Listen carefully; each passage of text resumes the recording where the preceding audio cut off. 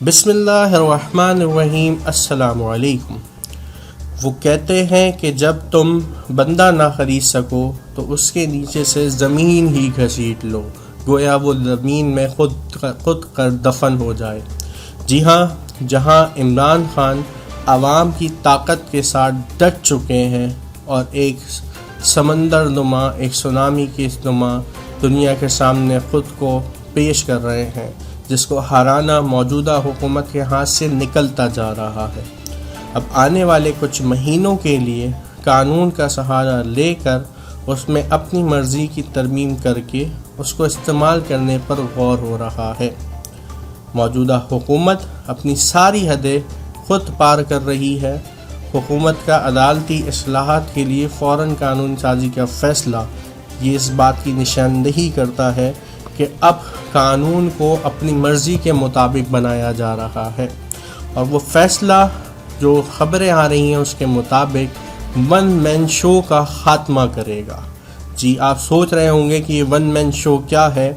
اس سے پہلے chief justice of Pakistan کو 1973 کے کانسٹیٹیوشن کے تحت یہ حق ہوتا تھا کہ وہ کسی بھی فیصلے کے اوپر از خود نوٹس لے سکتے ہیں، جو کہ اب خبروں کے مطابق وہ از خود نوٹس نہیں لے سکیں گے، اور ان کے اختیارات کو قانونی ضابطے کے تحت لمٹ کر دیا جا رہا ہے۔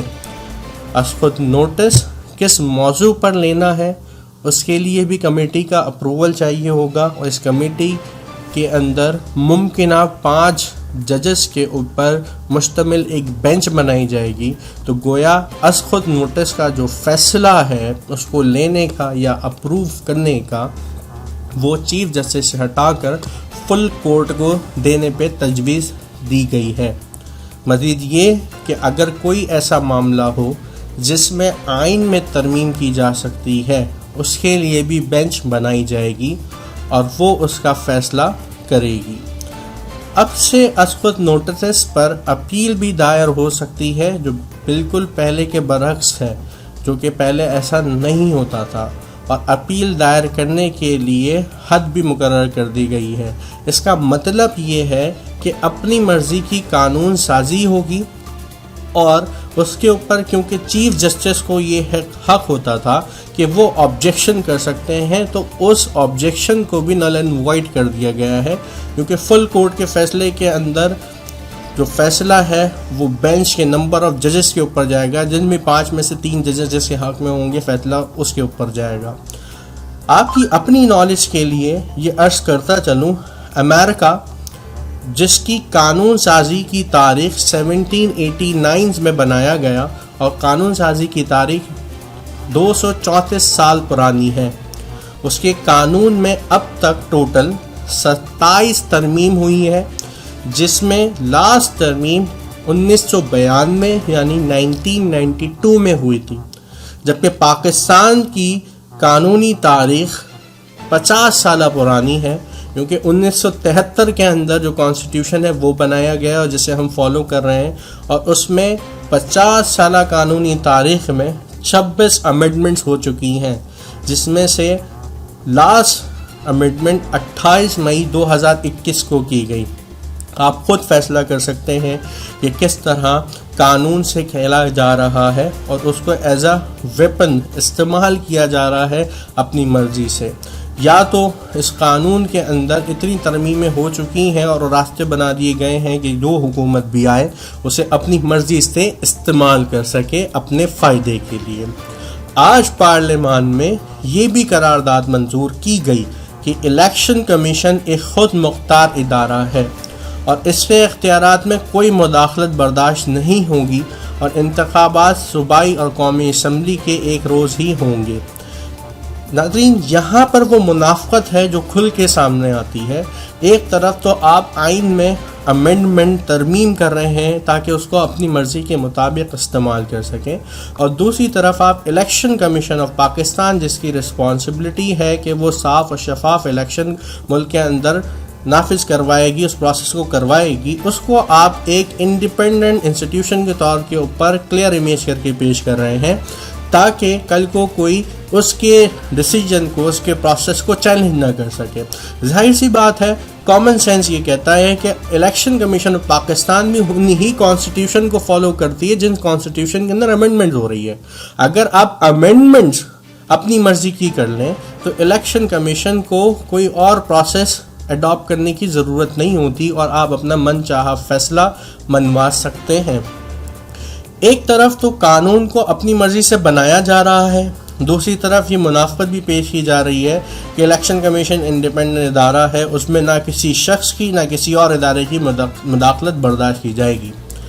پیپلز پارٹی، مسلم لیگ نون کے بعد آج گورنر سندھ کامران ٹسولی صاحب بھی کسی سے پیچھے نہیں رہے اور میدان میں آگے آ کر عمران خان کی مخالفت کی اور انہیں غدار کہہ ڈالا.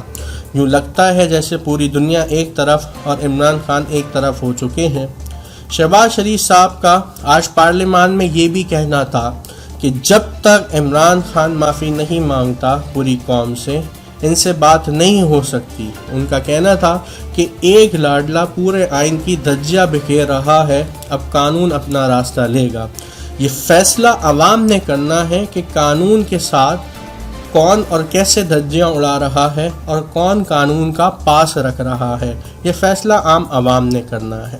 یا ایک سب سے بڑی ضروری خبر جس میں ہمیں بحیثیت پاکستانی سوچنے اور سمجھنے کی ضرورت ہے، وہ یہ کہ پورے پاکستان کا مستقبل آنے والے الیکشن پہ انحصار کر رہا ہے، کیونکہ پاکستان معاشی لحاظ سے بہت زیادہ پستی کے اندر جا چکا ہے.